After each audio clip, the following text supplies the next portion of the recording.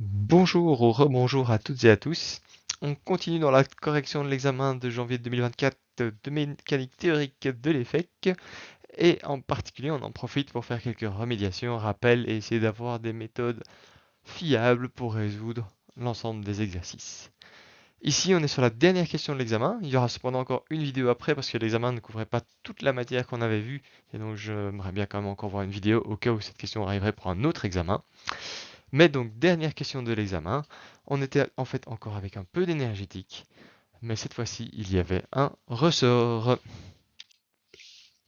Donc, qu'est-ce qui se passe? On a toujours ce système de funiculaire avec une poulie qui relie entre elles deux cabines.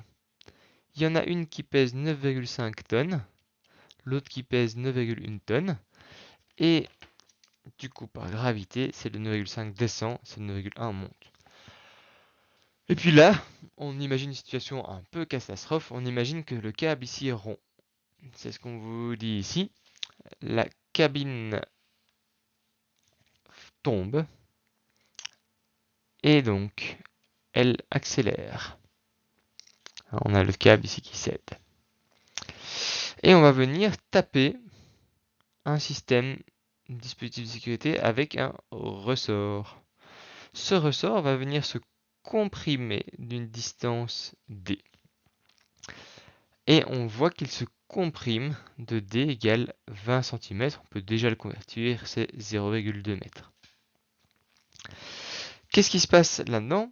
On a quand même un système de frein d'urgence. On n'arrive pas à pleine vitesse. Et c'est ce qu'on vous dit qu'ici, on a un système de frein d'urgence qui génère une force de frottement. Donc ma force de frottement, elle va être quelque part comme ici. Force de frottement qui vaut 37 237,5 newtons.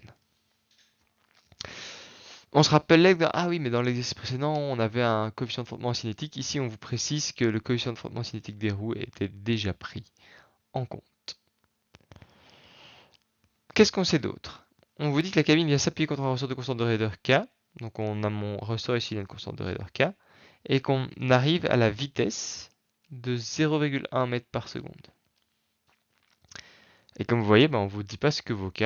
C'est parce qu'on vous demande de calculer la constante de raideur de ce ressort. Comment est-ce qu'on va faire ça? Avec l'énergétique, puisqu'on va vous dire qu'à la fin, on s'arrête. Donc on a encore des informations, on a plein d'informations, on peut le faire. Pour ça, on prend nos bons réflexes. L'énergie au moment 1 plus le travail est égal à l'énergie au moment 2.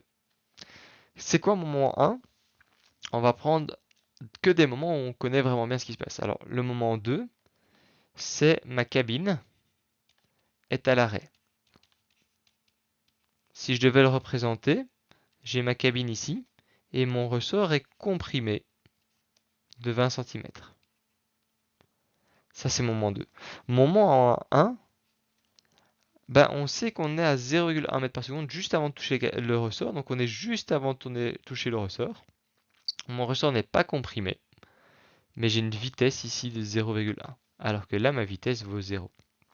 C'est ça mes deux moments. Moment 1, on est juste avant l'impact à 0,1 m par seconde avec ma force de frottement qui me freine ici de 37 237 newtons. Et puis au moment 2, on a comprimé le ressort, ce qui fait qu'on s'est arrêté. Une fois qu'on a bien défini ça, ça revient juste à écrire en équation ce qu'on vient de dire. Première étape, est-ce que j'ai de l'énergie potentielle? Eh bien oui.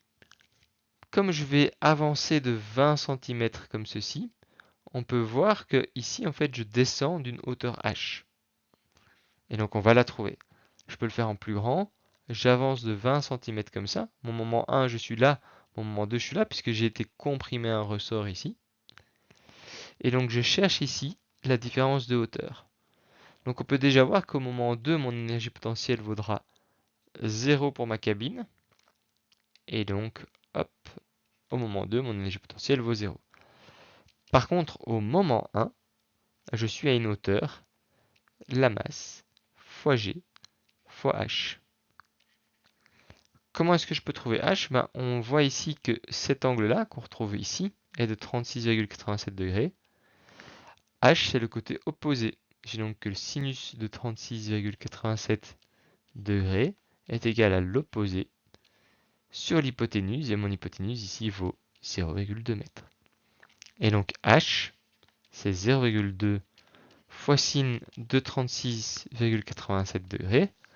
Maintenant, histoire de ne pas se trimballer avec du sin de 37 partout, rappelez-vous que sin de 36, si vous le tapez à la calculette, ça fait 0,6. Et donc j'ai ici 0,2 fois 0,6. Et ça me fait 0,12. Ce qui semble logique. Si je descends de 20 cm comme ça me semble pas complètement fou de descendre verticalement de 12 cm. Et donc ça c'est la première étape, mon énergie potentielle. Au début j'ai ms fois g fois 0,12 et à la fin j'ai 0. On n'oublie pas ça. Alors j'ai dit qu'on le faisait pour chaque objet, mon ressort il change pas. Il change pas de hauteur. En soi son centre de masse bouge très légèrement, mais c'est tellement léger que ça ne va pas influencer qu'on peut le négliger. Donc ça c'est la partie énergie potentielle. Ici, au début et à la fin. On avait dit quoi ensuite? On avait dit l'énergie cinétique. Alors, mon énergie cinétique à la fin, c'est 0, puisqu'on vous précise qu'on s'arrête. Mon énergie cinétique au début, alors rappelons-nous, on a soit de la translation, soit de la rotation. Rotation, ce serait 1 demi I oméga carré, mais ici, je ne tourne pas. Par contre, j'ai de la translation, puisque je suis en train d'arriver à pleine vitesse. Et donc ici, j'ai plus 1 demi ms fois v carré. Et pour être plus précis, v, je le connais. C'est 0,1. J'arrive à 0,1 mètres par seconde au carré. Là, vous comprenez aussi pourquoi on a choisi ce moment 1 ici et pas avant. Parce qu'avant, on ne savait pas exactement à quelle vitesse on était. Là, dans l'énoncé, on nous dit la vitesse juste avant de venir s'appuyer sur le ressort. Qu'est-ce qu'on avait dit d'autre? On avait dit qu'il y avait l'énergie de ressort, justement. Ça, pour un rappel, si j'ai un ressort en élastique, mon ressort, il a une position au repos. Ça, c'est ma position au repos. Et puis, je peux soit venir l'allonger, et alors il tire avec une force qu'on appelle la force de rappel, Kx comme ceci. Soit on peut venir le comprimer, ce qui fait que mon ressort devient tout comprimé ici. Et alors il pousse avec une force qu'on appelle la force de rappel Kx. Alors, parfois on met un plus ou un moins pour exprimer dans quel sens ça va, mais là je ne les ai pas écrits en vecteur, donc la norme c'est Kx. J'appelle ça l'énergie d'un ressort, c'est l'énergie élastique. Tout ce qui peut produire de l'énergie quand il est soit comprimé, soit allongé, va suivre cette loi. Et donc si jamais j'ai un élastique, typiquement, si on l'étire, il va aussi le suivre tant qu'on reste dans le régime justement élastique, qu'on ne déforme pas durablement un objet. On pourra appliquer ça pour pas mal d'objets de la vie quotidienne, par exemple vos ligaments, ce genre de choses en première approximation, tout ce qui ne se déchire pas. Ça c'est pour la force de rappel qui est exercée. Mais ici c'est pas la force qu'on cherche, c'est l'énergie dans ce ressort.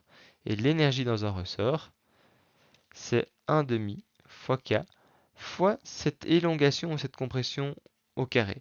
Donc typiquement ici, vous voyez, ça c'est à quel point j'ai été compressé. C'est mon x. Et tout ceci, c'est à quel point j'ai été allongé. C'est mon x. On regarde à quel point on est loin du repos.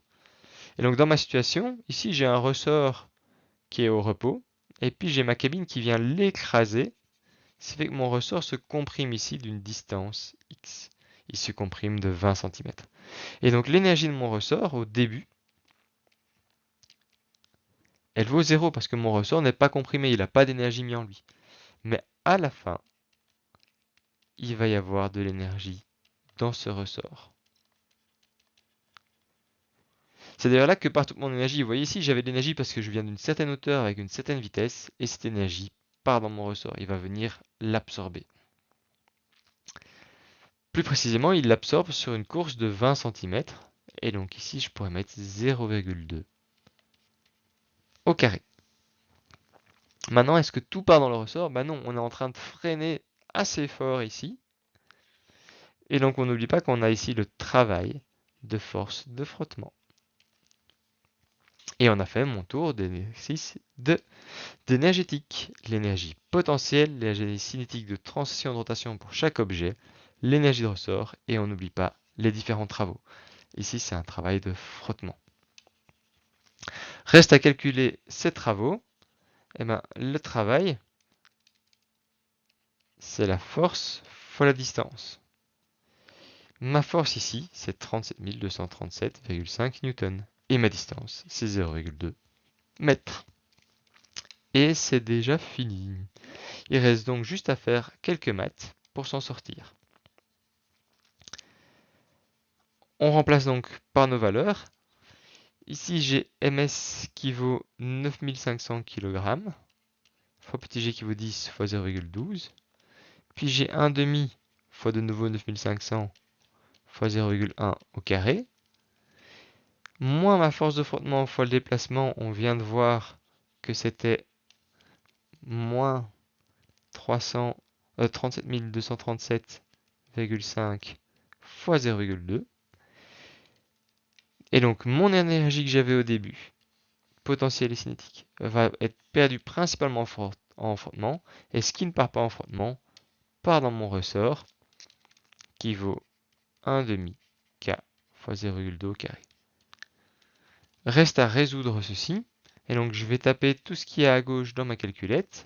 Ça donne pile poil 4000.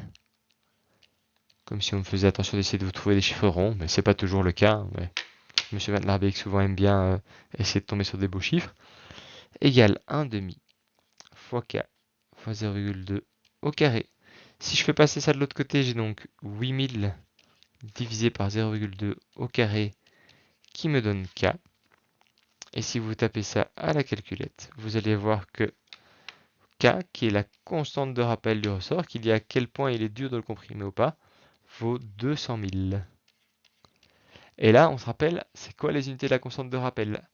Eh bien, c'est des newtons par mètre. Un bon moyen de s'en rappeler, c'est que la force de rappel, qui dit à quel point la force est grande quand on comprime ou on allonge un ressort, c'est K fois l'élongation.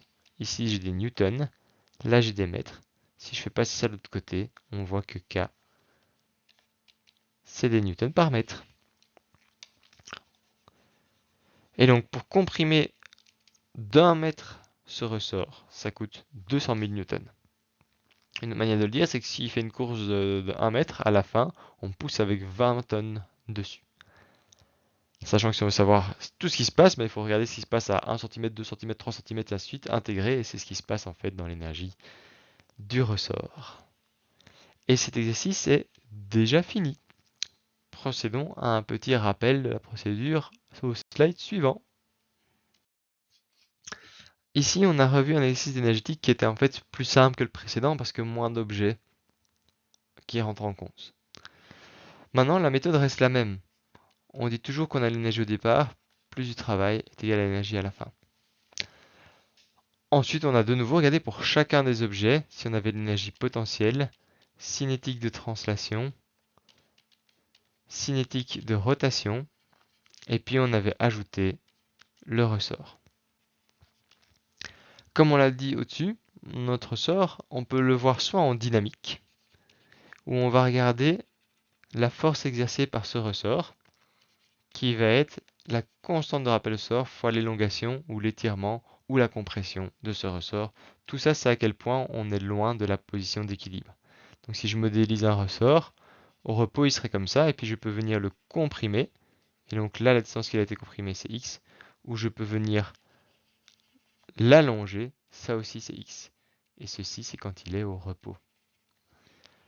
C'est assez important parce que là de rien, il y a beaucoup de choses qui se comportent comme un ressort, comme une suspension, comme un élastique. Quand je veux regarder l'énergie de ce ressort, en fait, il faudrait que je fasse ce que j'avais dit tantôt, que je refasse la force de rappel intégrée par rapport au déplacement. Et si on fait ça, vous allez voir qu'en fait, ça donne 1,5 kx carré.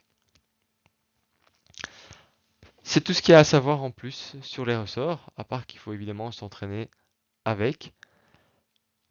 N'oubliez pas qu'un ressort au repos a donc une énergie de 0, et qu'il soit allongé ou étiré, l'énergie vaut 1,5 kx carré. C'est la même énergie qu'il y a dans un ressort qui est allongé d'un mètre que dans un ressort comprimé d'un mètre. Voilà qui clôture l'examen de janvier 2024. Alors vous voyez que j'ai pris mon temps pour le faire, mais ici on a typiquement un exemple d'un exercice où on a déjà vu pas mal la théorie dans la vidéo précédente et donc ça va assez vite. Tout ce qui n'a pas été donné dans cet examen sera vu dans la vidéo suivante, à savoir les collisions.